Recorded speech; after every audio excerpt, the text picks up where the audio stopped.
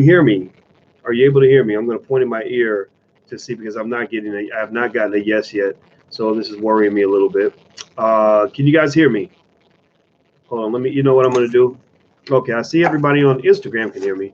let me write on a piece of paper. Can you hear me? Okay. I don't think you guys can hear me. Okay. Can you hear me? Okay, so there must be a hell of a delay because it took y'all about 8 years to respond to the question. So it had me worried. People on Instagram were like, yes, we can hear you. We can hear you, boys. Stop asking, we can hear you. Okay, good, good, good. All right. So, all right. So it looks like we got a 5-second delay on YouTube. If you're on YouTube, do me a favor, hit the thumbs up button. Please hit the thumbs up button and hit that notification bell so that we will go live, or you'll know when we go live. So hit the notification bell. So let me see. Did you get blocked yet? Blocked off what? I don't know if I got blocked. Oh, blocked on YouTube. Oh, you know that's coming. That's why we actually created Blag Enough. Somebody type that in. Blag Enough, BLAGGENUF. Blagenough.com is actually our social media platform that we own. That is a backup for YouTube, or backup for Facebook. We don't have a YouTube backup, but there are other YouTube type platforms out there. So go to blagenough.com. You can sign up there, register. Also, if you go to blackmoney100.com, I have a free training on how to buy your first share of stock. In addition to that, speaking about the convention, the goal for you guys when you come in is we want you to not just feel empowered, right? But you can go to any convention and get a rah-rah speech, right? So we do give you the rah-rah, right? Everybody needs that motivation, a reminder of how great you are and all that stuff. So we give you that. But what we also do is we give you tremendous amounts of instruction on how to take your life to the next level. Life quality of life tends to be measured in health, wealth, and relationships. And so we have panels on health, wealth, and relationships. We have about 3 or 4 real estate experts: Danielle Pierce, Julian Gordon, who graduated from Stanford University, Constance Carter, who runs the largest Black real estate firm in California, and we have a couple other real estate people here. I just can't remember everybody. We have people from the entertainment industry who've been able to make their own money, like Willie D from the Ghetto Boys, D1. Who's made a ton of money as an independent artist.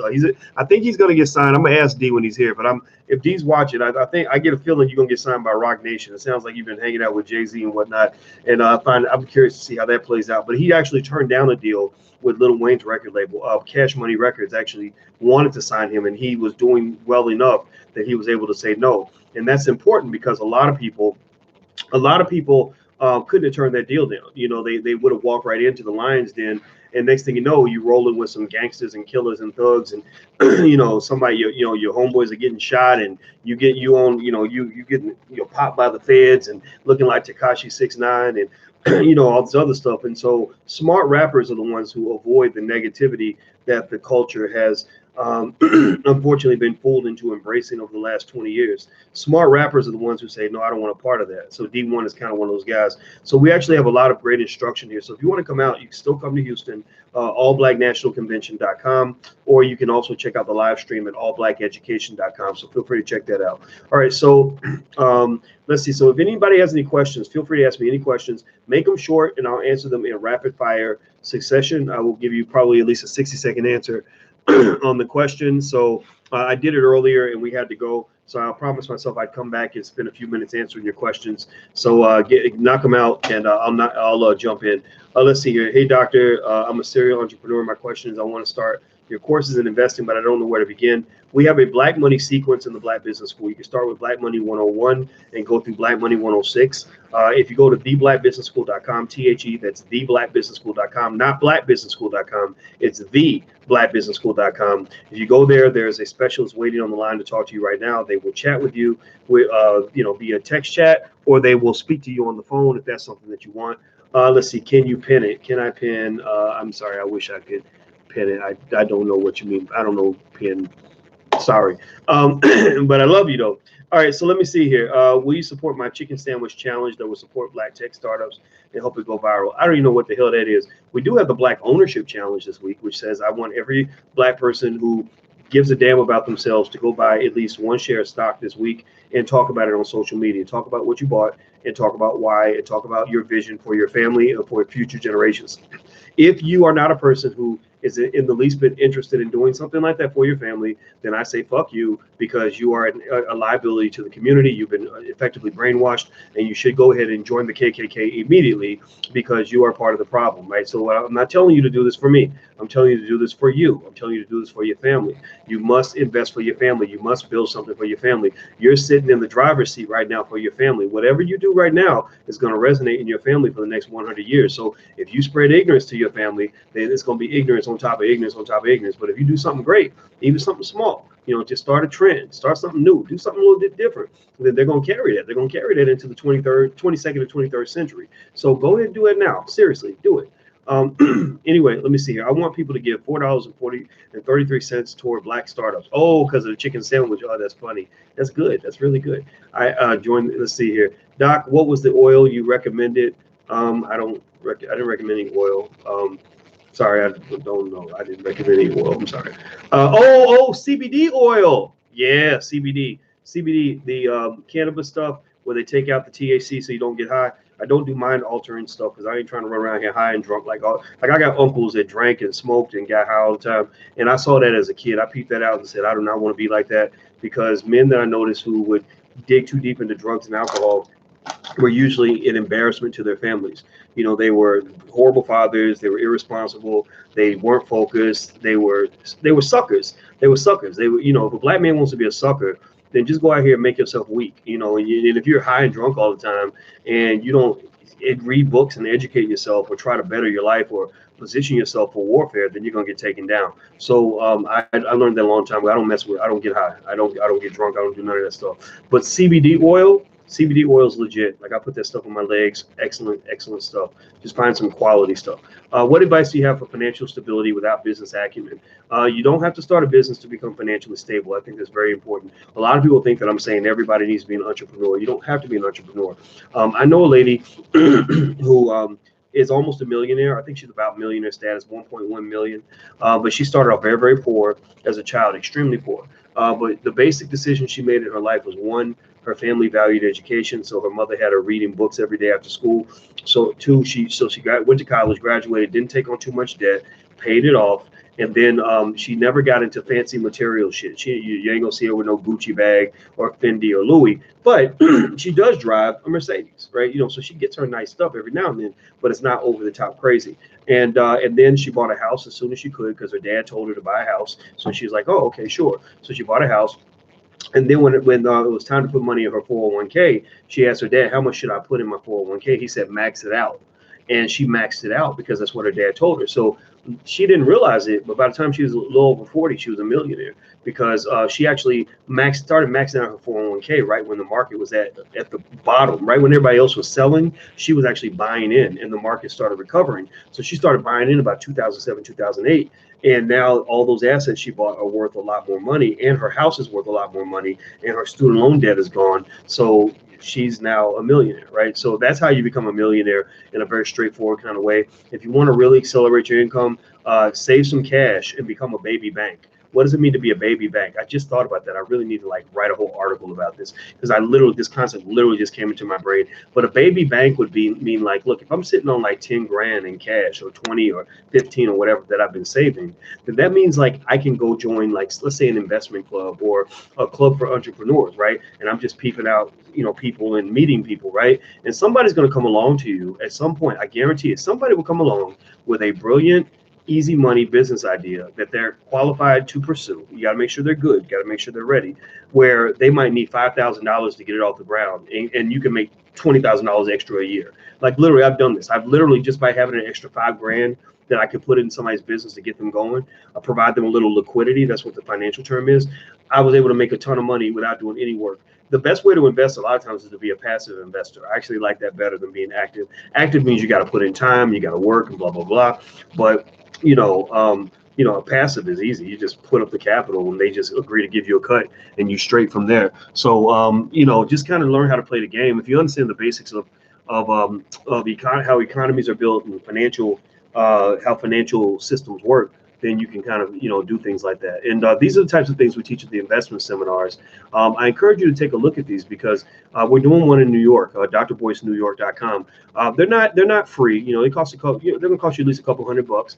but it's better than college because these are theories that I put together after I had spent 15, 20 years as a college professor. These are things I never taught college students because these are theories I had not figured out while I was on the faculty at Syracuse. And I taught almost every class imaginable. I mean, I know this stuff really well. And I've really thought about the Black community a lot in terms of creative little ways that you can actually, build economies within your own family. So this is the kind of stuff that we teach. It's very unorthodox. It's very what's the word, radical. And the reason I aim for radical is because radical is what we need. We need radical solutions to solve these really long held problems. Like we can't keep doing what we've been doing. It's not going to work. We know this. So hit the thumbs up button. Please hit the thumbs up button. By the way, if I miss your question, feel free to ask it again. I see your question scrolling through. I'm going to try to get as many as I can. I may not get them all. What do you mean by maxing out your 401k? Good question. That means basically like whatever for 401k is a tax deferred investment where you put money in and the government taxes you less because you put money into your retirement account. And so there's only a maximum that you can put in. What a lot of people do is they don't put anything in it because they want their money right now. That's that addiction to instant gratification that's killing Black wealth that George Fraser was talking about on the channel. So what I'm saying to you is like whatever the max is that you can put in there, put it in there. Also, if your company has like matching funds where they will match some of what you put in, you want to do that because that's free money. So that's a good way to build wealth. If used wisely, your home is your bank, says Chris. I agree. Your home can be your bank because you can actually borrow against that. So the key idea, all wealth really is just like a big endowment of something, a big endowment of some sort of asset that helps you to get what you need, right? So wealth can be like I could have a whole apple orchard and have no money, but have an apple orchard that's worth $20 million and I'm wealthy, right? I don't have actual money, but I've got apples, right? Or I could have horses, or I could have cows, or I could have land, or I could have free time, right? Anything you can use that can be converted into a resource that you need is part of your wealth. That's part of your endowment. So building up an endowment kind of means, figuring out a way to kind of stack it up, stack something up, right? Stack up like my dad used to have a job as a cop and he used to stack up and save up his, what he called his comp time, his vacation time. He would save that up. Well, that was like a type of wealth, right? Because then he could then go cash in whenever he wanted to. So anyway, any suggestions on where to start building your finances for an early retirement? Well, the three pillars of wealth, which is what we cover heavily in the Black Business School. That's kind of where all wealth is built in America. Almost all wealth is built through either stock and bond investing, real estate investing, or entrepreneurship. I like entrepreneurship because there's so many windows of opportunity there. Entrepreneurship is what we call in finance. We call that an inefficient market. An inefficient market is where, if you have a little bit of an informational advantage over the other players, you can actually kick their asses and take all their money. So that's why I tell you all the best gift you can give your children is to really put them in a heavy-duty entrepreneurship training program where they're learning everything there is to know about how to run a business, how to start businesses, how to see opportunities, how to market businesses, how to develop businesses. If you give your child that sort of skill, like I'm telling you, like if you want my simple solution for the Black community, if Black people wanted to literally have trillions of dollars in wealth in the next generation, if every Black boy in America was as good at starting businesses as we are at basketball and football, we would literally be the new Jews. We would be so rich that everybody would hate us because we would have all the money and all the wealth. We own all the property, all the assets. Literally, if Black boys were as good at starting businesses and Black girls were as good at starting businesses as we are at football, and Black girls were as good at starting businesses as they are at twerking and dancing and whatever, like we would kill the game. So get your kids aimed in the right direction. You're not going to hear this in mainstream media, but you're hearing it right here, and you're hearing it from a person who's very comfortable with my knowledge of finance. I don't know everything. I mean, it's not possible, but I know a lot of stuff. I was told at a young age that every Black-owned business fails in 1 year because the owner or owners fuck the money up one way or another. Sad but true. What do you think? I think that a lack of experience can play a part in this. The thing about starting business that you have to understand is that no matter how good you are, there is failure all the time. Businesses fail a lot. Good entrepreneurs fail when they start businesses. If you go ask a serial entrepreneur, like, have you had more successes than failures? Like, most of them will say, I've had more failures than successes. Because it's not a perfect science. It's like baseball. Baseball, the best hitters hit only 30% of their pitches. And so so don't think failure means that you're garbage and you're not good at what you do. I mean, the dumbest thing a person can do something that someone could say that will let me know instantly that they know nothing about business. It's for somebody to say, he started that business and it failed. That means he don't know what he's doing. No, because there's a lot of people that do know what they're doing, and sometimes it just don't work out. You try little, you make little moves, you make little strategic tries at the target, and what happens is you might have that one blockbuster business that makes up for all the disappointments, right? Venture capitalists, they'll invest in 10 companies, and maybe 7 of them, 8 of them fail, but the 2 that succeed just blow it out of the water. They make so much freaking money, like they literally take their $1 million investment and turn it into 100 million. So it makes up for the other $1 million investments that didn't work out, right? So you got to figure out kind of what your model is going to be. And by the way, I want you guys to know, I want to say thank you to eDubs21. Thank you for the donation, man. I appreciate that very much. It really helps us. These conventions are not cheap. We do not have corporate sponsorship. We do not take government money because we don't want anybody telling us what to say. And so maybe one day we'd consider a corporate sponsor, but we live in a society where something called the All Black National Convention is not necessarily going to be well received by corporate America, and we understand that. And because we want to make sure we have our freedom of speech, we're willing to pay for that by pulling the money out of our pocket to pay for a convention. We don't, this is not Black leadership brought to you by McDonald's or by Walmart. This is authentic. This is real. And also, at some point, we may find a corporation that gets what we're saying, but one thing we won't do is change our message. So thank you for your support. And thank you, Walter, for your support as well. I appreciate that. All right, so let's see here. Let's see. Alejandro says, I'm developing an art education startup in New Orleans for K through 12 local schools. What advice would you give on this art education startup and possibly make it into a nonprofit? I don't do much with nonprofits. We are going to start a foundation, Alicia and I. We're going to start the Dr. Boyce and Alicia Watkins Foundation for education of Black children. We're going to start that. We're going to probably announce that at the time of our wedding, which you guys are the first ones I've actually told about this. And what we're going to do is ask people when they give their wedding gifts, we'll have something in there where we'll actually ask them to make donations to the foundation.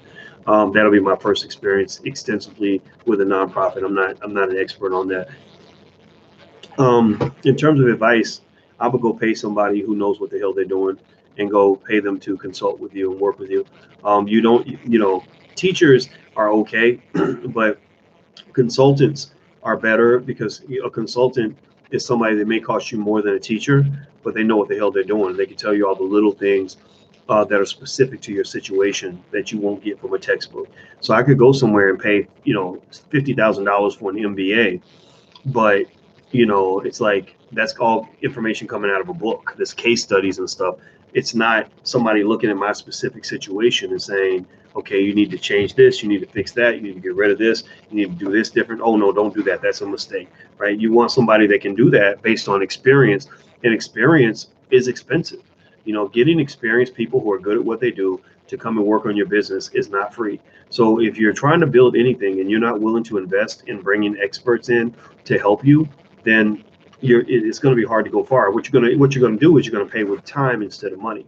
Time means you're going to spend 6 years figuring out something that an expert could have told you in 20 minutes, right? You're going to spend 6 years of trial and error. So when you pay a consultant, what you're paying for is all those years, those years in the prison of ignorance that they spent. They did time in the prison of ignorance, figuring it all out. So you're paying them so you don't have to do the time. So don't go cheap on yourself. If you're going to skimp, be cheap when you go buy your next Gucci bag, get you a Walmart bag or something, or a Target bag instead. If you're going to be cheap when you go buy your next car, because cars are a bad investment. If you're going to be cheap when it's time to go to Popeye's Chicken and instead go eat at home, right? But don't be cheap when it comes to your future. Like, invest in people that can really help you avoid mistakes. That's really important. That's something I learned the hard way, but it's important.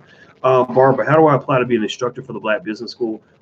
Okay. Well, you know what? One thing you could do is when you go to theblackbusinessschool.com, theblackbusinessschool.com, you'll talk to one of the reps. Talk to the rep and tell them that I sent you to go and apply to join the faculty. We don't really bring in a lot of new people, but we always like to have resumes around. But we just brought in a guy that's going to teach our Forex class because everybody had been requesting Forex and stuff like that, and options trading and stuff like that. And he's really good at what he does. And but we'll take a look. So tell them that I sent you, and then what happens is they'll probably forward you to support. or you can email them directly, support@theblackbusinessschool.com, and they'll circle around and make sure that your information gets to us, and we'll take a look at it. But I can't promise anything right now because because our team's not gigantic, we sort of take one project at a time because we want to make sure we do it right. Do you think that buying a condo in New York City is a good investment, says Tanya? Yes, I do. I would absolutely do it. I'm buying a condo in Chicago, and that's because it's where I live, but I would buy one in New York if I lived there too. Let's see here. This isn't the one. There isn't one in Charlotte for under $250,000. Yeah, that should tell you a lot, right? Charlotte's been going up in value, in cost. And what's fascinating about real estate is everything that seems expensive now was cheap 10 years ago, but it didn't feel cheap 10 years ago. It felt expensive back then, which is why you didn't buy it in the first place, right? So everything that you think is expensive now is going to be far more expensive in the future. So the best time to buy something is now. Like, I want you to sort of play a game with yourself and imagine that you were talking on the phone with, one of your distant relatives from the past, from 50 years ago, 70 years ago. Let's say you could talk to your grandma 70 years ago. And, what is it, 2019? What's that, 1959? So you're talking to your grandma, what's that, it's 1949. So let's say you could call your grandma in 1949, right after the war. What would you tell your grandma to do? Like, if you really wanted your grandma to hook you up and put you in a good financial situation, what would you tell your grandma to do? Well, you probably tell her to go buy like everything she could buy. Like, you'd be like, grandma, you could buy a house. You could, buy all kinds of stuff really cheap. You can't buy a house on that part of Detroit for that price anymore, or this part of New York. You can't buy houses there, So you probably tell your grandma to go like downtown Manhattan and buy her like, as many houses as the bank would loan her money for, right? And what would your grandma say? Your grandma would probably be like, no, baby, we can't. Those houses are too expensive. They cost $12,000. That's insane. That's so much, right? Well, and you would be laughing, right? Because $12,000 is nothing to you to buy a house, but to your grandma, 12,000 seems like a lot of money because she's comparing it to 9,000. She's comparing 1949 to 1947 and 1942 and 1938. She's not comparing 1949 to 1959, 69, and 79.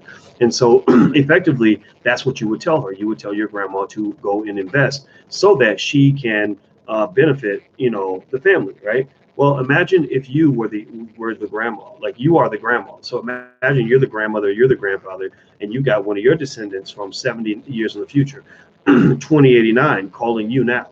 So imagine if they called you now. What would they tell you to do? What do you think they would say to you? Can somebody guess?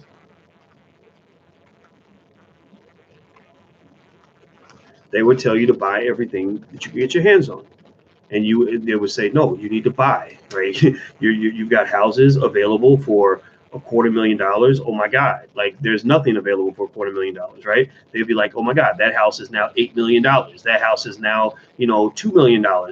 Like buy, come on, granddad, we need you. And you'd be like, no, 250. Oh my God, these houses are so expensive in New York. The real estate's overpriced, is insane, right? You'd be limited because all you can compare 2019 to is 2018, 2012, and 2009, right? Do you follow what I'm saying? Do you get what I'm saying, right? It's perspective. So the people that tend to build wealth tend to be people who are visionaries, people who can see where things are going, as opposed to always comparing it to where things were, right? If you see yourself as a person who's living in the future, then everything's going to look expensive. But if you see yourself as a person who's living in the past, then everything looks cheap. Right. So what I do is I just invest in everything I can, because I know that 9 times out of 10, the prices are all going to go up for almost damn near everything. So I lock it in now. Right. Do you follow what I'm saying? Intelligent Black people will get it. Those who don't get it, it's okay. Maybe one day I'll say it again and you can understand it then. But I encourage you to just give that some thought. Okay. So let's see here. Have you, Tariq, and or Dr. Anderson tried to contact and work with the Young Turks? No, I do not know anybody with the Young Turks. So if they know us, you know them or something, feel free to tell them to reach out to us. You don't just start a business, find the need first. That's true. Or either way, take your time. Like, don't dump all your money out and hope for the best. That's a bad move in business. District Attorney Amber Geiger, in case talking to media, do you think mistrial?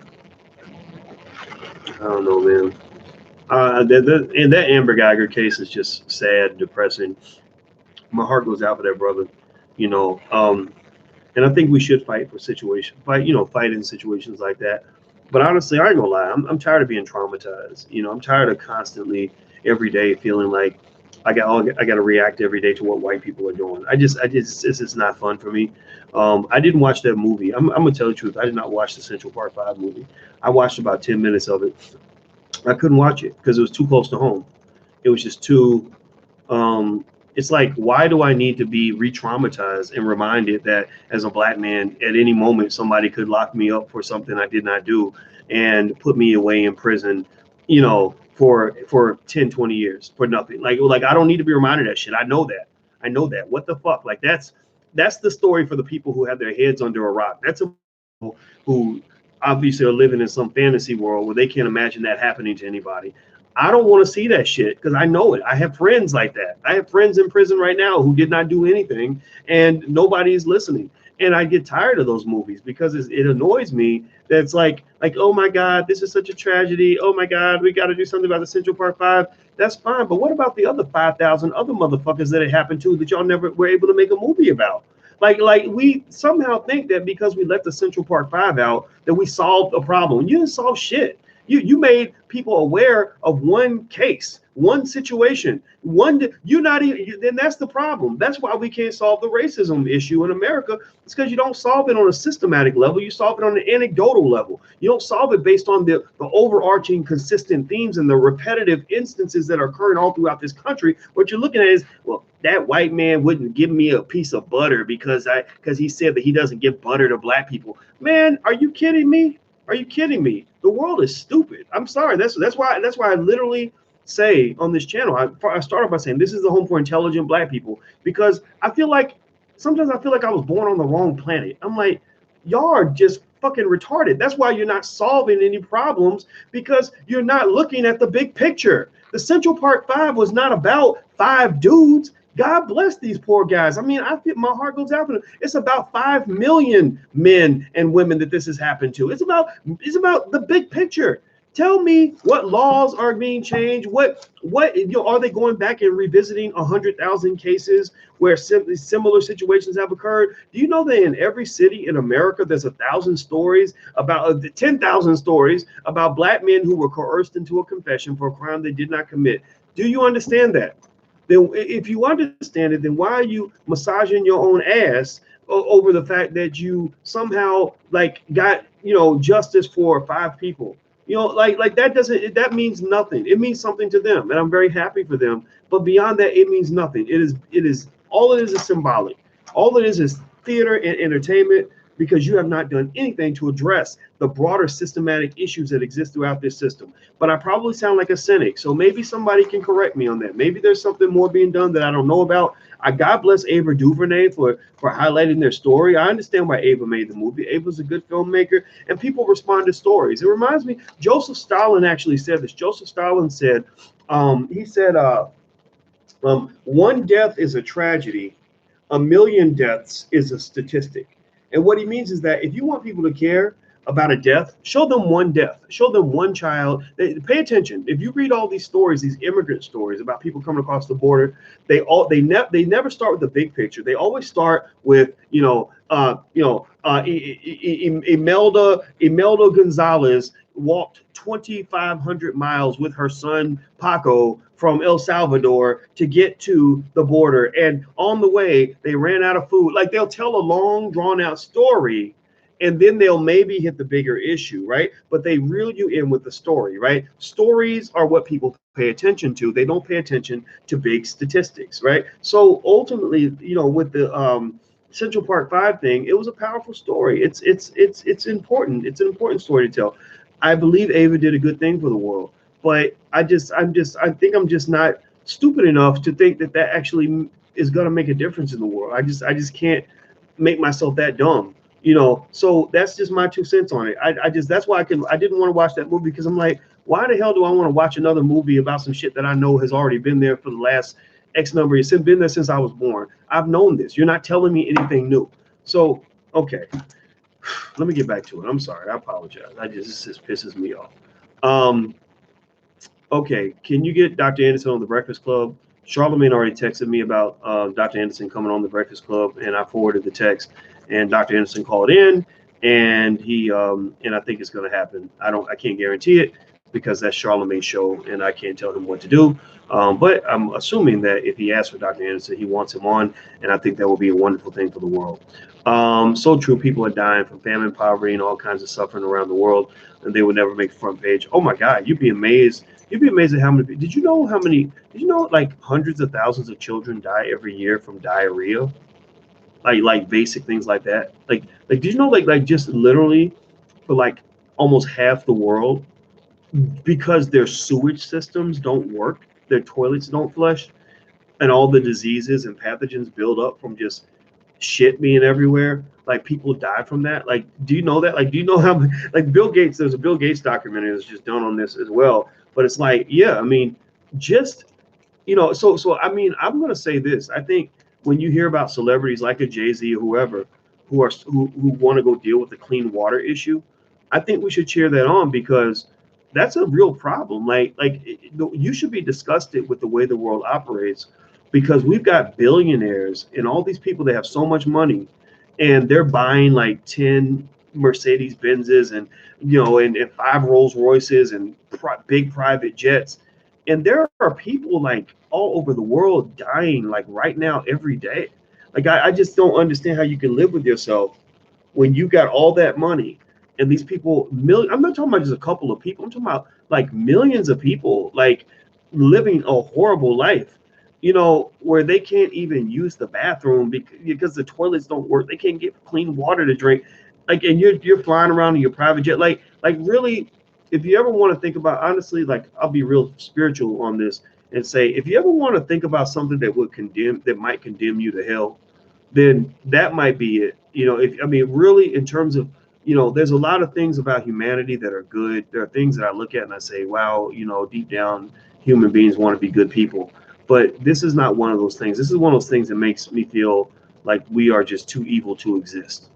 Like how in the hell can you fly a private jet and have a bunch of sports cars and literally throw money down the toilet and have half the world, dying because they can't even get clean water. They can't even flush their toilets. They can't even get food to eat. Like it's very weird to me. I just don't understand that. And I never will. All right. So anyway, let's see here.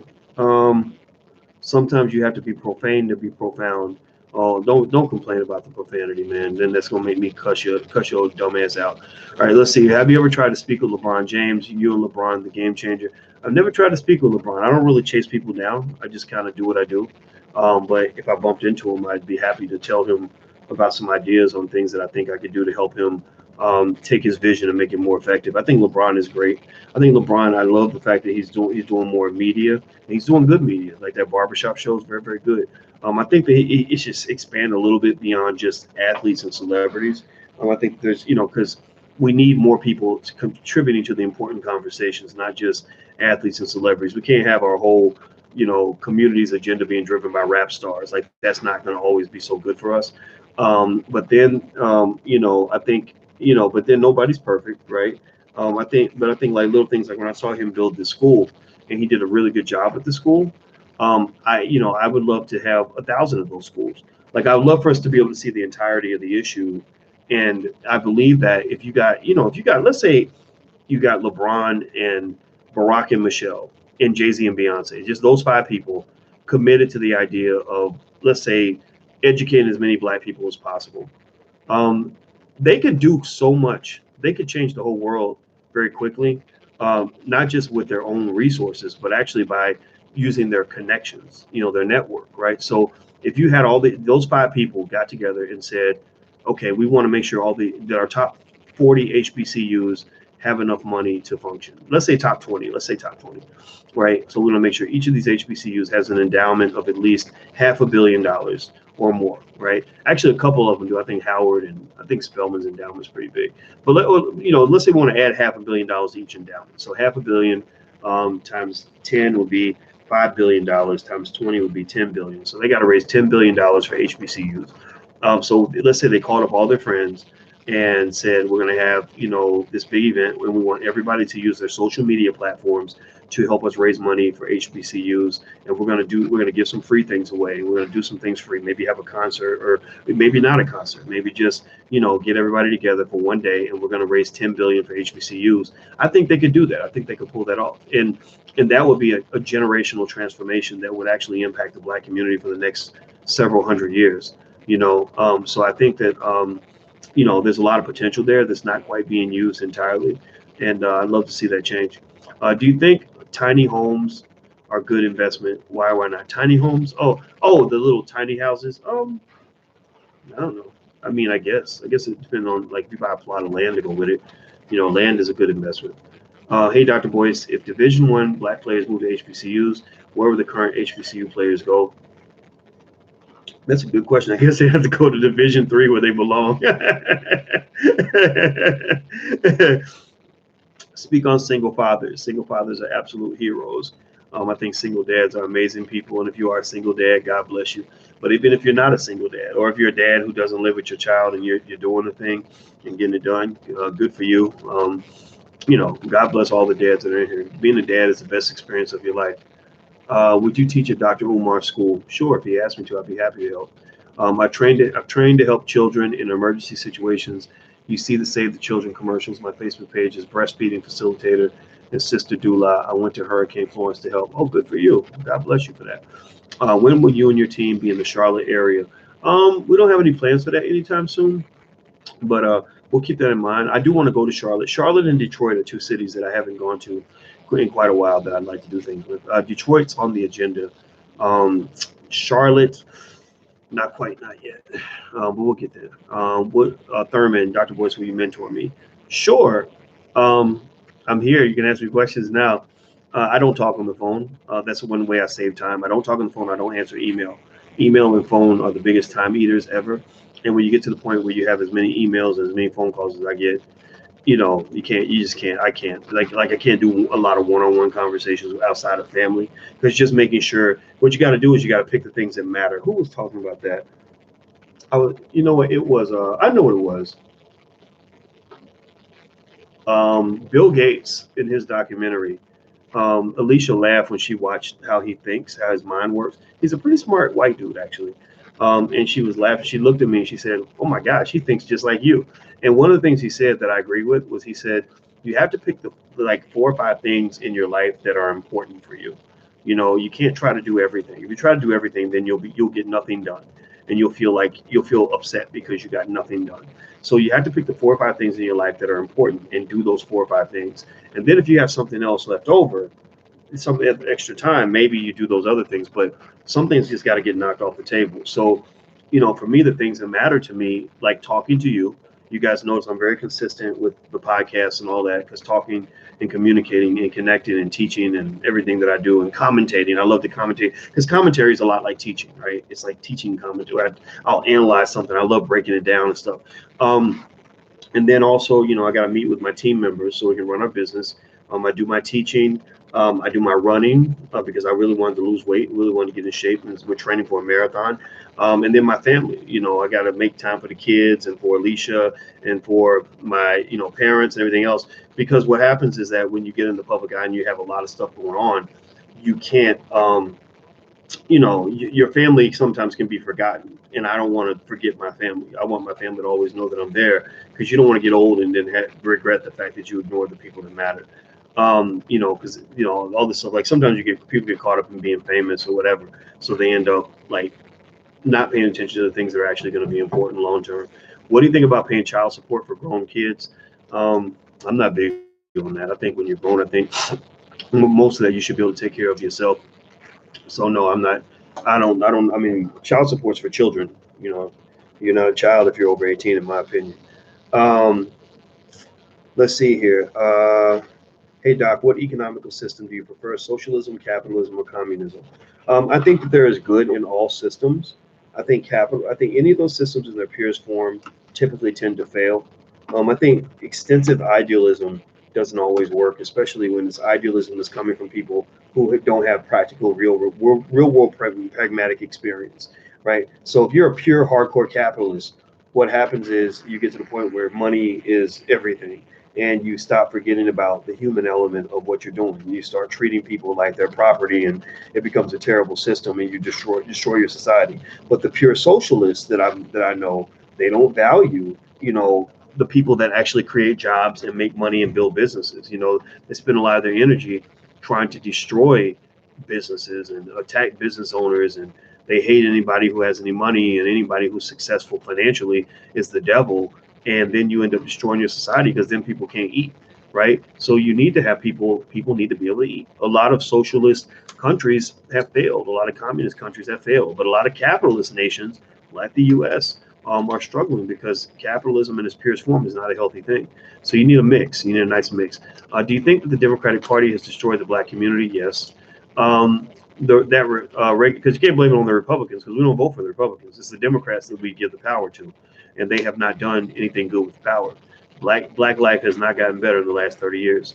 Tanika, thank you for all you do. Thank you, Tanika. I love you, sister. I appreciate you. Do you think the ADOS leadership should be replaced? Yes, I do.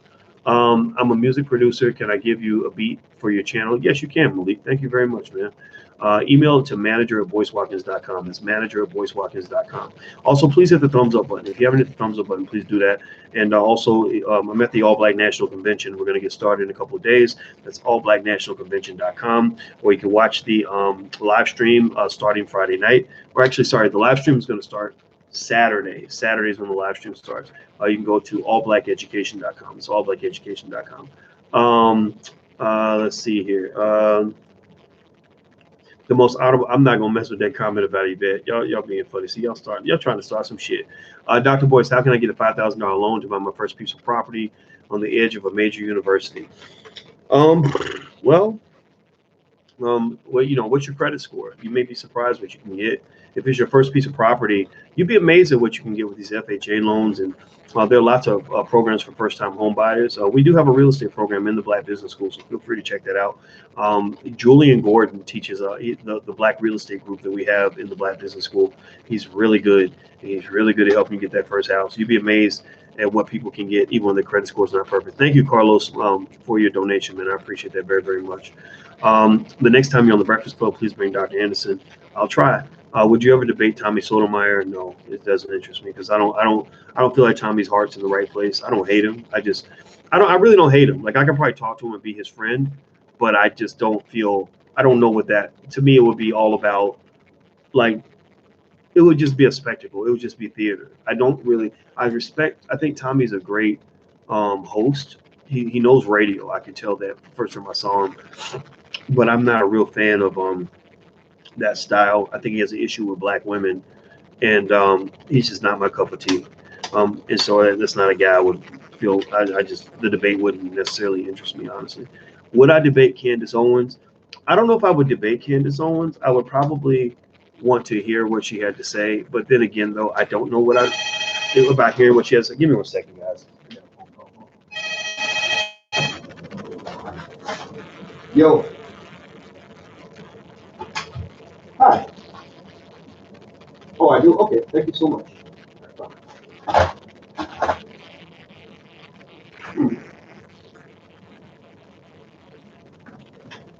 I have a package at the front desk.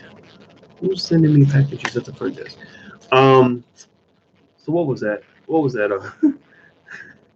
I forgot my point. Anyway, yeah. Well, Candace, if the problem with debating a Candace Owens is that it's not a truly open-minded discussion.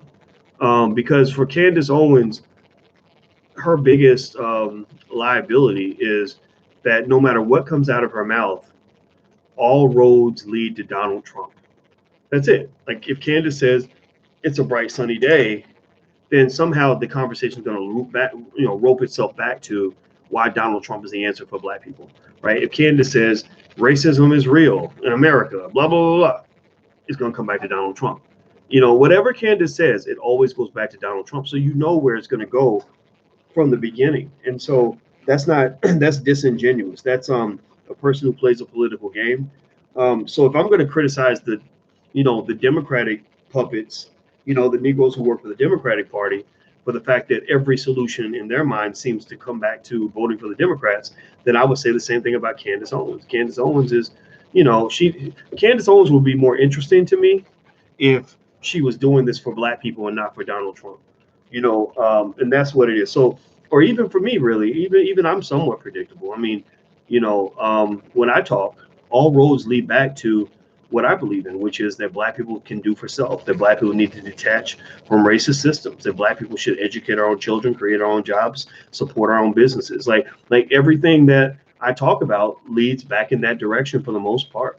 Leads back to wealth is one of the key factors in achieving black liberation, because I'm convinced of that. So, so Candace wouldn't interest me, honestly, to be honest. I don't know what, I mean, it wouldn't even be fun for me, to be honest with you. Do you think a PhD in finance or accounting or any field is still worth pursuing? Yeah, if you want to be an academic professor, just make sure you go to a good school, though. If you go to a raggedy school, no university will hire you. Universities are very elitist about who they hire, because they PhDs have a hierarchy. There, within academia, there are what we consider to be the real PhDs, and these are people who went to solid schools, and got solid training over time. And then you go down the list all the way down to the bottom, where you got the people that went to the, like online schools don't get much respect in academia. If you are got an honorary doctorate, that doesn't mean anything. That's not even real. A lot of people, most people, I've noticed it, about 90% of the people who call themselves doctor don't have a doctor of anything. They just use that term because nobody asks you, like, so where'd you go to school? Can I read your dissertation? Like, what university did you learn from? Who's your dissertation chair? And you can tell the difference in terms of their understanding as well. Or there's a big difference. Because the training was torturous. I mean, it was extremely, extremely difficult. But the good side of it, though, was that because it was so difficult, I was very comfortable talking about financial topics. Like I feel comfortable that my brain can kind of break down and analyze almost anything, because I've been forced to, like, it was beaten into me all those years. Like, it was really, really hard to do. Yes, we can. Thanks for what you do, Dr. Watkins. Thank you.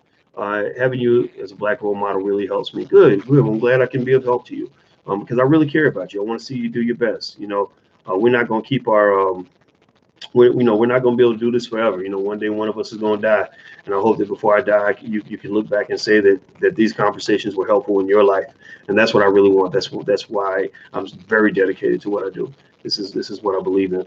If you were so sure about Trump, you wouldn't feel the need to troll black people every day. Oh, it sounds like y'all getting into it. Did you get paid for the conference? No, I did not. We paid for the conference. It's very expensive. What do you think ADOS should do to really achieve reparations? I think that the ADOS movement, and some of y'all in here are from ADOS, and I respect you a lot. I really do. I have my differences with the leadership, but I respect the individuals who support the reparations movement. I think that moving forward, I think that learning that love is stronger than if you want to call it hate or attacks is kind of important. Like I just think we can move forward with the reparations conversation without fighting. Like that's it. It's just like why would I spend a ton of time attacking and discrediting other black people unless I was a federal agent or something, like unless I was some sort of disruptor. I just really think that we should. I think that I can love you and disagree with you and say, I don't agree, but okay, how about we first find out, like me and Alicia, when me and Alicia have a disagreement, which we do all the time, first thing we do is the first step I take is I say, okay, she wants to do tomato, I want to do tomato. Is there a way we can do both? Is there a way that she can have what she wants and I can have what I want? And usually you'll find that solves 50% of your problems, right? That you could just, okay, I'm gonna give her what she wants, I get what I want, everybody's happy.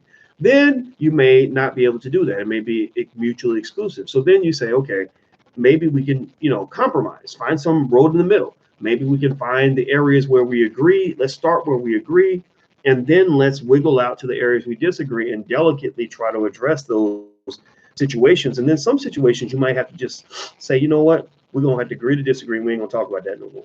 And then that's what I do. Sometimes I'll say, I'm not gonna change her opinion, but I love this woman, I honor this woman, I admire this woman and respect this woman, and I'm not gonna fight this woman. Like, I'm just not gonna do it, right? So I'll just say, okay, you know what? She's made it clear that this is where she stands. And now we're going to focus. We're going to sort of solidify around the areas that we have in common. Some areas we just may not mess with unless we absolutely have to. And that's just my 2 cents. Let's see here. Thank you, FJ365, for your donation. I appreciate that. Would you debate Jesse Lee Peterson? Nope.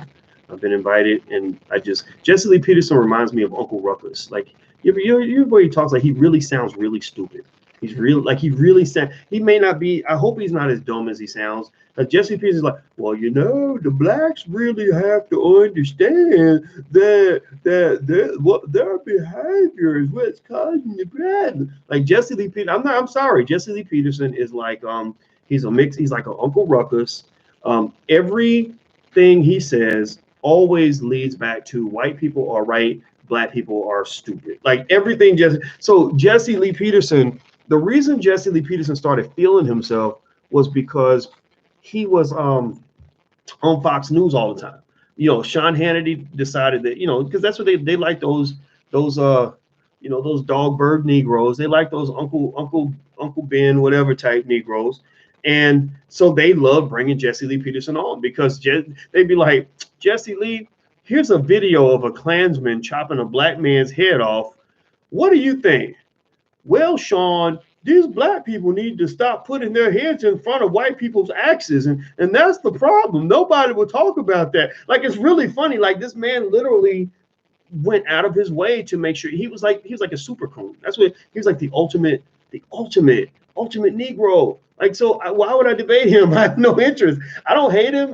Like, I could be Jesse Lee's friend because I don't take this stuff that personally, honestly. Like, I could be his friend, but in order for me to debate you, I've got to feel like you're even a worthy adversary. I don't consider Jesse Lee to be a worthy adversary. But then again, though, I don't know who's a worthy adversary because I don't get in the mood. I mean, I can debate people, but at the end of the day, debating is like a waste of energy in my mind sometimes, because if we're not debating where we can find common ground and find a way to be productive and build together, then I don't want to debate you, because my goal is not to kill your belief system, because there may be areas where you're right and I'm wrong, or maybe I can learn from your perspective. So if I'm talking to a Trump supporter, I'm not the guy that's going to spend all my time trying to convince you that you shouldn't support Trump or that you shouldn't be a Republican, because the world is never going to change because of that. Nothing good will happen other than I get to walk away and thump my chest and say I was the winner and maybe I lost a friend that day, or maybe I've made you feel bad about your life, right? But chances are we just gonna fight, we're gonna hate each other, and nobody's gonna be happy in the end. So when I talk to somebody who differs from me in opinion, I usually do a lot of listening and to try to just put myself in their shoes to say, I wonder why they think that. So tell me, so what makes you think? So wait, so you think? So what do you like about Trump? What makes you like the fact that he's in the White House? Like that, you learn a lot that way, because then what you can do is, first of all, you got to realize everybody's got an agenda. I got an agenda. You have an agenda. Everybody's got an agenda and a perspective and a value system and a culture that they believe in, right? So I have an agenda. My agenda, I told you my agenda: Black Core of 3. Black people should educate their own children, create their own jobs, support Black businesses, dismantle or move away from all systems of oppression so we can build our own, right? So if let's say I have an issue with a Trump supporter, if I'm listening to him tell me why he loves Trump, then that allows me to formulate my strategy in terms of how I can find some common ground with that person, or find some methodology that will allow me to achieve my agenda more effectively by understanding how other people think. Right. So literally, even the people that I disagree with vehemently, I spend extensive amounts of time trying to get into their shoes to understand, like, I'll be like, okay, now I know why somebody who thinks this way would hate me, because their thinking is rooted in this and this and this and this and this. Okay, I get it now. And actually, some of what they're saying is actually true. So the way I can actually incorporate some of that in terms of really making my position more palatable is to actually learn from those who disagree with me, right? What's hard, though, is when people debate to the point where it becomes very personal, and they start calling people frauds and disrespecting and you ain't shit and you need to go away and you're a terrible person. I don't really know what good that does, other than allowing you guys the displeasure of watching black people that you admire destroy one another, right? And that's egos talking. That's just little Negroes that got a big YouTube channel thinking I'm the shit because now suddenly the world is paying attention to me when before nobody was listening to what I had to say. And people get full of themselves that way. They start to become overly self-conscious, and they'll spend the whole hour ranting about how they feel about another person. And I think a lot of intelligent people are not interested in that. Most intelligent people have better things to do. Like, you've got your own life, which is far more important to you. It should be more important to you than my beef with some other idiot on the internet running their mouth, right? So, at the end of the day, I think I would encourage you, when you get into a disagreement with certain people, do not spend too much time trying to prove them wrong. Learn from them, listen to them, try to find the areas that you can rally around. And then the areas where you can't rally around, or where you just think that what they're saying is out of pocket, just focus on something else. That's it. Agree to disagree. When do you think the student loan epidemic is going to crash? Like it did, like in 2008, says New York. I don't know. I don't know if it's going to be one big crash or it's going to be a slow crash, but it's coming, because every year student loan debt goes way out. I think it's 1.6 trillion now. And here's a fun fact about black people going to college. 58% of all black students who go to college do not graduate, but they still get the debt. Most of them still get student loan debt, but they don't graduate. Of the 42% that do graduate, half of them default on their student loans. So that means that even among the successful Negroes, there's a tremendous amount of financial failure. The people that tend to regret college loans the least are people that major in high-paying fields, or don't borrow a lot of money, or go to state schools instead, or public schools instead of private schools. Let's see here. Do you watch Roland Martin show? And if so, what do you think about his content? Roland and I don't get along as people. Like, we're not the best of buddies. I'm not afraid to say that. But I think Roland's good for the world. He's more good than bad. He's got these affiliations and these alignments that I can't rock with, but because he's kind of, they kind of have these black people that the Democrats pick to kind of control black people and get black people to show up and vote and all that. And I end up arguing against that, because I believe we end up having diametrically opposed interests, because I'm like he's telling black people, come on, keep voting, you gotta vote. And I'm the one saying, no, you don't have to do anything.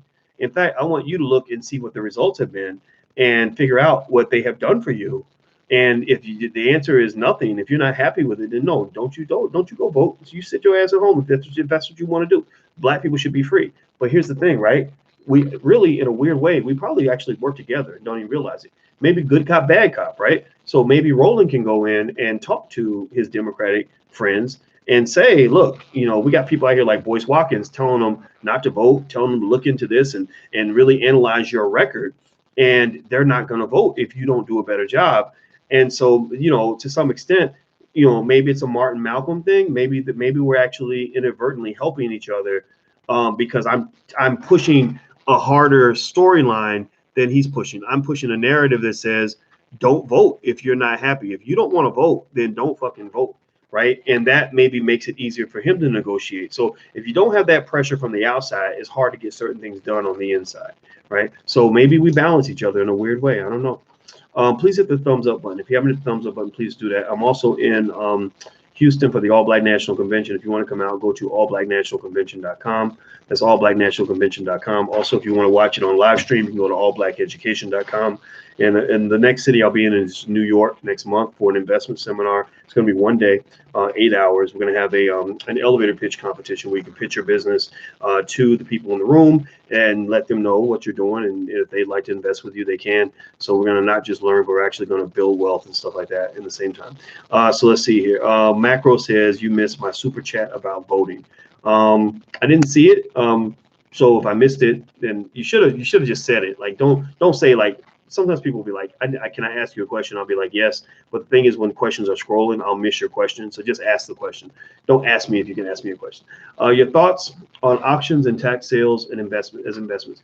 I think that they're good investments. I don't do a lot of those, but I do know people that are good at that make a lot of money at it. Danielle Pierce is one of the best at it. Her site is economicelevation.com. That's economicelevation.com. Danielle's cool. Danielle's actually at the convention. So if you're here, you can actually meet her in person and talk to her about tax lien sales and all that stuff. She's really good at that. I think it will be 2020 student loans, actually 1.98 trillion now as of Monday gone. Says New York, 1.98 trillion. Wow, I thought it was 1.7 trillion. Sheesh. Isaiah, how can we reach the younger Black audience and get them to understand Black comes first? I'm 21 and difficult to reach my age group, but we are caught up with every other social movement.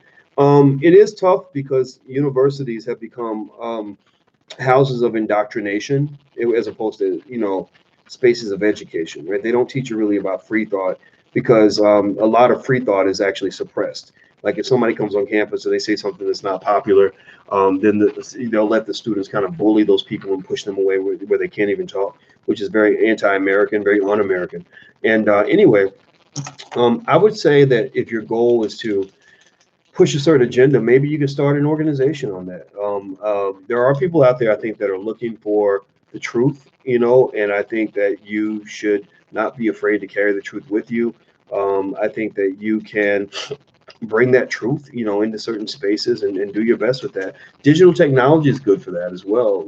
Like I have ideas that are not going to be acceptable on television or radio, but, because I have, a few million people a month that see me on the internet, I can at least talk about that until they shut the internet down, until they shut down, our channels of communication. So, and I did that. That was a deliberate strategy for me as a professor, because I didn't feel that I would have the ability to have true freedom of speech as a faculty member at Syracuse University. So I decided to go out into the world, and here I am.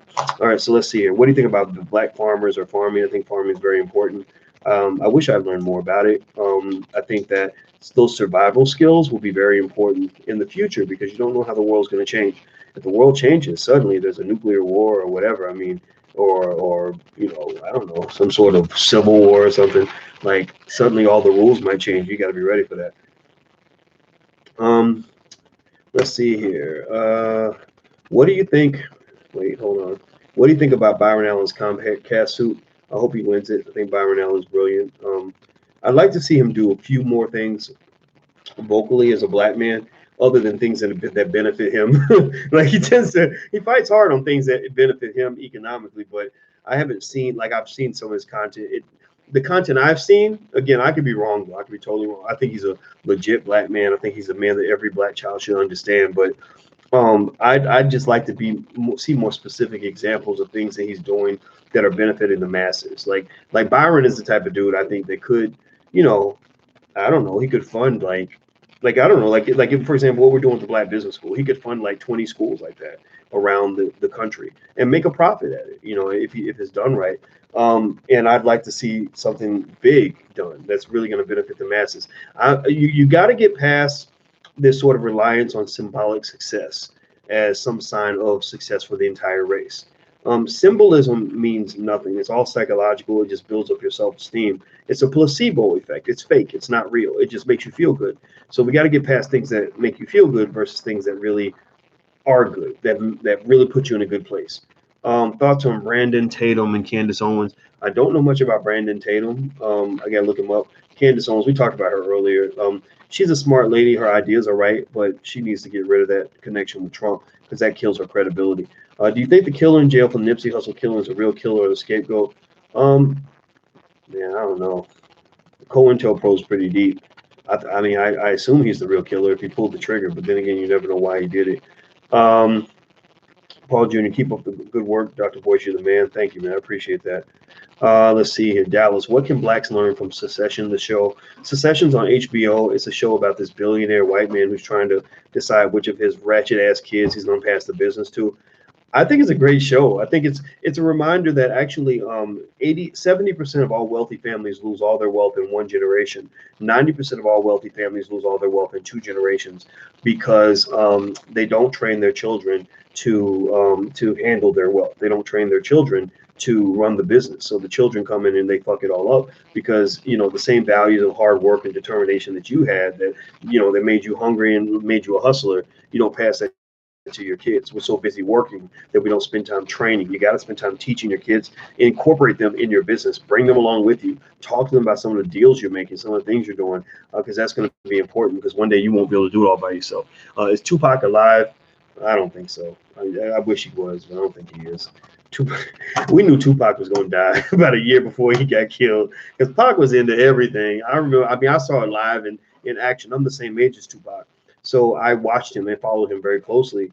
And I just remember thinking, man, this dude ain't gonna last. Like he's just into he got carried away too. Like I think when you're young and you're finally famous and you're finally rich and you got all the women and all the money and all the power and all the influence, it's easy to get carried away. I feel like Pac got carried away. Can I give out stock? Thank you, Adrian, by the way, for your donation. I appreciate that. Can I give out stock options in my company without lawyers? I would get lawyers. I would like to partner up for you to partner up with my company, which is for YouTubers. Your contact info. Okay, very professional. $5 is smart, very smart. Good return on investment you just got. Email manager@boycewatkins.com. That's manager@boycewatkins.com. Manager, at boycewatkins.com, and let them know what you're up to. Let's see, a few million a month. Stop kidding yourself, boy. Okay, I don't know what that means, but why are you beefing with Michi? I'm not beefing with Michi. I help Michi. I have nothing to say about Michi. Do you think the failure of the Thomas Cook Airlines could present an opportunity for a group of American private investors? I don't know about the airline. There's something about the way Americans run airlines. We run airlines in a very bad way, and I don't know why. We just don't run them very well. They're not very profitable. In Europe, they're profitable and the costs are lower. So I don't know. I got to find out the difference. I got to read an article about it. Dissect Tupac. I don't want to dissect him now. It would take too long, but I admired him. I thought he was, it was sad because I feel like he was ready for something bigger and better. And I feel like he was a guy, he's a little bit like Tekashi 6ix9ine without being the snitch and all that. And he was a more meaningful human being altogether. So don't think I'm comparing the two in that way. But where I would compare the two is that, they both kind of got, like, there's something about like sociologists will tell you there's something about like mob group behavior that influences you. You get around, I've seen it 1,000 times. How many of you have ever seen this? Like where there's a dude he normally acts one way, but he gets around a bunch of dudes and he gets pushed into like a leadership role, and he's really goes hard in the paint to really show that he should be in that role. So he ends up acting out like somebody. Maybe anybody ever knew a dude that like joined a frat and then became like the wildest, craziest dude in the frat, but he wasn't like that before he joined the frat. Like the frat kind of brought something out of him. So I feel like with Tekashi and Pac, that's kind of what happened. I don't feel like Pac was really like a gangbanger or a thug. I just feel like Pac just was in a role where he was a very brave person and he was a leader and people looked up to him and followed him. And I think that he really wanted to show that he was a 100, keeping it real, keeping it completely real. And he wasn't a snitch like Tekashi though. Tekashi was a little different in the sense that I feel like Tekashi went along with it because he just wanted that chance to be a star. Like that fame is very intoxicating because when you get famous, the laws of social gravity change all around you. Like you literally can just do things that you could not do before. People treat you in a way that you just, that doesn't happen when you're a regular person. And I know this, like, because I've been famous for a long time, right? I was famous when I was 25, when I was actually on campus, but it wasn't big fame. It wasn't like national fame, but on campus, I was very famous. I had girls that thought I was handsome when they normally wouldn't have thought I was handsome. I had people that wanted to be around me just because of who I was. I had people buying me things and just being nice to me just because they heard my name, and your name is ahead of you. Like you meet people and they like you already. Like most of the time you got to introduce yourself and to get to know the person. But if you're like out there in the public eye, like people have an opinion about you before they even meet you, which means you get to skip steps, in the trust process. And so it's very intoxicating when you're young. I think it's easy to get caught up in that and to think that it can never go away. So I feel bad for both of those guys. I really do. What's a good stock to start with? I don't pick specific stocks. I just recommend a standard buy and hold strategy. I actually have an investing class if you want to write it down. It's on theblackstockmarketprogram.com. That's THE, theblackstockmarketprogram.com. Feel free to go check that out. What's my top 5 rappers? Top 5 rappers are, okay, Damon. I think my number 1 rapper of all time is T.I. Spice One, E40,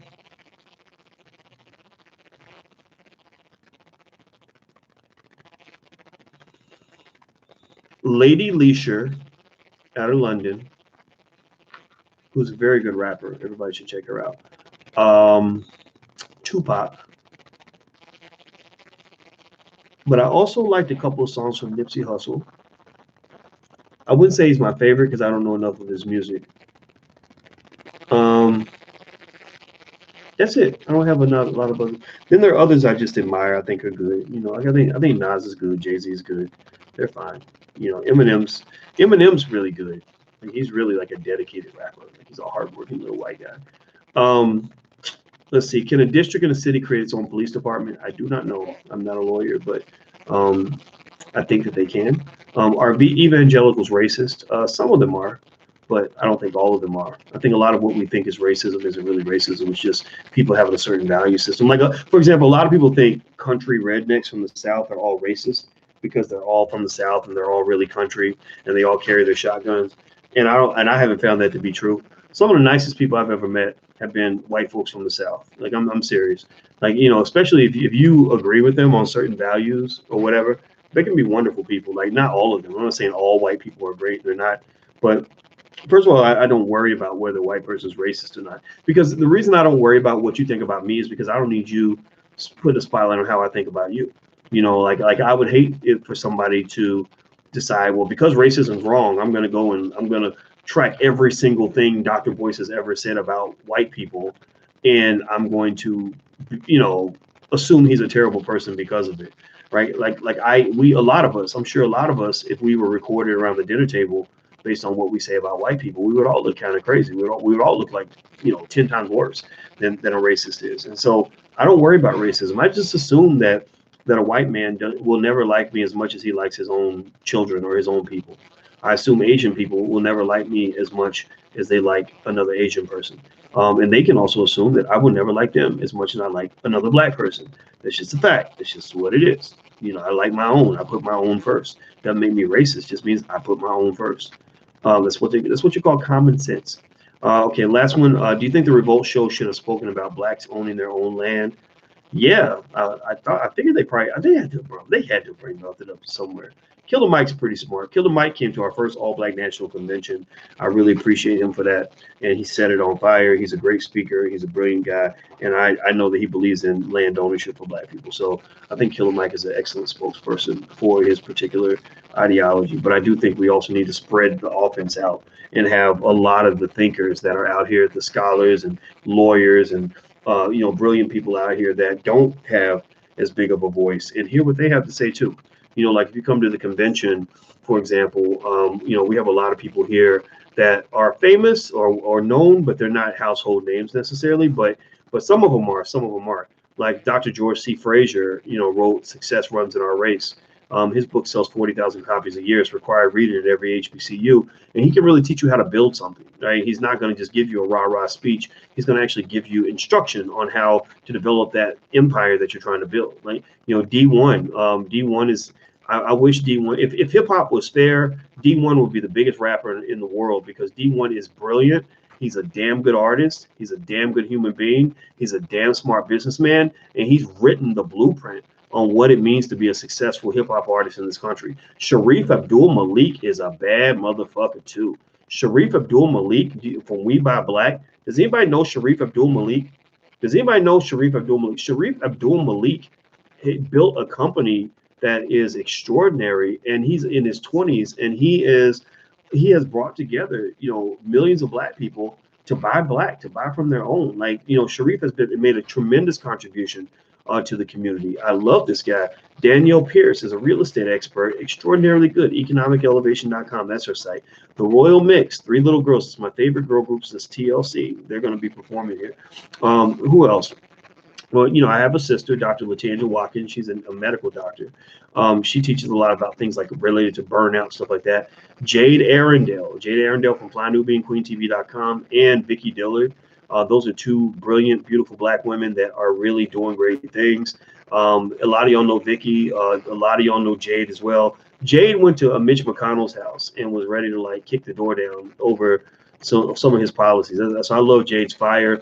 Willie D from the Ghetto Boys.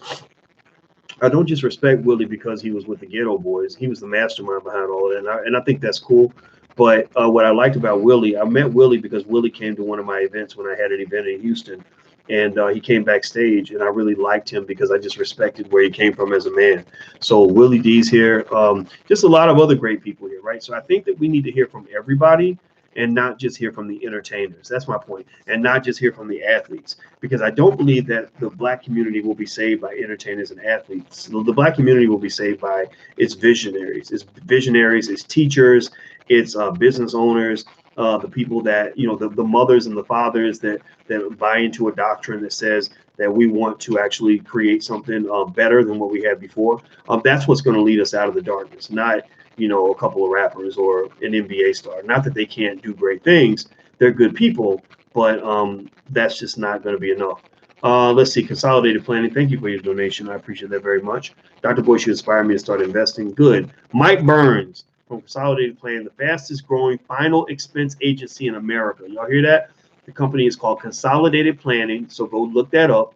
So there you go. For $5, I'm giving Mike some promo. Consolidated Planning. You might want to record the screen, Mike. Dr. Boyce is saying that Consolidated Planning is the fastest growing final expense agency in America. And Mike Burns is the CEO and boss of that company. And I'm very proud of you, man. Excellent work. True Peace says, Terrace, same to you. They could be worth money. Okay, I don't know what that means. Do I ever get depressed? All the time, but it doesn't bother me because I know how to manage mood swings. One of the things I dealt with in high school was a lot of depression. I was very depressed because I didn't have high self-esteem, and I was not. I didn't really love myself. I didn't feel like anybody else loved me.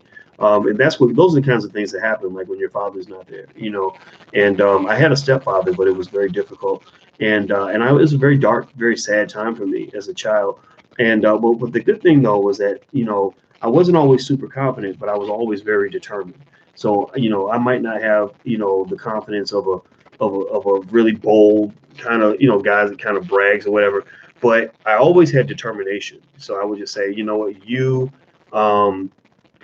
might come and get me and fight me, but I'm going to fight you to the death. Like, I'm not going to give up. I'm never going to quit. So I always had like that underdog spirit in me. And one of the things that helped me was when I realized that I just didn't have to actually be sad if I didn't want to be. I realized, I said, wait a minute. If I think positively, then I'm going to have positive thoughts and I'm going to be a happier person. So I started focusing my energy on thinking positively. I was like, wait, if I want to be confident, all I have to do is decide to be confident. And I'm going to be confident because I'm confident, and that's it, right? If I want to change my mood at any moment, I've been very good at that since I was 18 years old, 19 years old, actually. I remember the very moment when I figured that out, and that was when I was 19 years old. And when that happened, I literally get up every day and I feel like nothing can stop me. So even if I'm depressed or sad, I'll feel it and I'll be like, damn, I'm feeling a little bit sad and depressed. So I'll just sit there and I'll be like, okay, let me work this out of my system. And I'll sit there and I'll watch Netflix and flip the remote, take a nap, like eat some Cheetos, right? And then I'll be like, okay, boys, now you've had your time to feel down in the dumps. Now get your ass up and go get it, right? And so it might be at that point that maybe means I need to listen to certain kind of music, think certain thoughts, or whatever, or just get up and do it. But believe me, I'm gonna do it, right? And I think that's something I figured out on my own. I can't say any psychologist taught me that. I just sort of figured that out, and I think for everybody, figure out your process. Who are you as a person? Get in touch with your feelings. Get in touch. Like if you feel something, go ahead and acknowledge it and feel it and say, gosh, I'm feeling a little bit nervous and insecure right now. I'm a little bit jealous right now. Get to the root of that, and then work your way through that. And once you work your way through it, you can kind of overcome anything. So I'm very confident in that I can overcome anything, but I'm also confident enough to say that I don't need to be arrogant in order to know that I can do whatever I want in this world. Like I truly feel like I can't be stopped. I really do believe that. Or am I a millionaire? Yeah, but it's not a big deal. Money doesn't matter. I used to think money mattered, but it doesn't matter actually that much to me. I just wanted enough money where I didn't have to think about money. What's up with ADOS? I don't know. Dame Dash made you. Huh? Okay. All right, let's see here. Are we invited to the wedding? Yes. I will have a live stream at the wedding, and I told the wedding planner I wanted a live stream so you guys can watch it. And also, Also, I'm going to try to make it as open to the public as possible. You may have to RSVP if you wanted to come live, but we're going to get a big venue and a big church and a big space so that as many people can come in, or as many people want to come in, they can. I wanted to share this with the community. So, okay. All right. So Don Juan coming up here talking all crazy. Let me get rid of Don. There you go. Don's out of here. So sorry about that. Okay. All right, guys. So I'm about to get out of here. Thanks for hanging out with me. It was fun talking to you. And do you guys enjoy this? Like, you guys enjoy these conversations? Like, are these discussions like fun for you? Because I recently just started doing this. Before I'd have a topic, but then I was like, well, maybe I can just go in and answer questions and just talk. Okay, you guys like this? All right, then I will continue to do this. When am I coming back to the Ville? Pretty soon, but I'm gonna go visit my mama. I won't be doing anything public. Where are y'all registered? We're not registered yet. We're gonna start a foundation, the Dr. Boyce and Alicia Foundation, and we're going to use this to do things in the Black community. So we're gonna actually ask people to make donations to the foundation. So I hope you'll support. Yes, we enjoy your advice. Okay, good. All right, cool. All right, well, IG too. Oh, yes. Okay, yeah. Follow me on Instagram, The Real Boyce Watkins, if you want to do that. If you're on Instagram, I'm talking on YouTube as well at drboycetv.com. So hit the thumbs up button, share, subscribe. Also hit the notification bell so you'll be notified when we go live. I mean, I go live all the time, sometimes middle of the night or whatever. So last but not least, the All Black National Convention is this weekend, allblacknationalconvention.com, or you can watch the live stream at allblackeducation.com. Feel free to, it's not free, but it's a great streaming platform with tons and tons of content and information and lectures and everything else. So you'll like that a lot. That's allblackeducation.com. Also, if you want to check out like some of our cool t-shirts and apparel, you can go to wokeblacktees.com. That's wokeblacktees.com. All right, so take care, guys. I'll see you soon. Have a good day. Peace.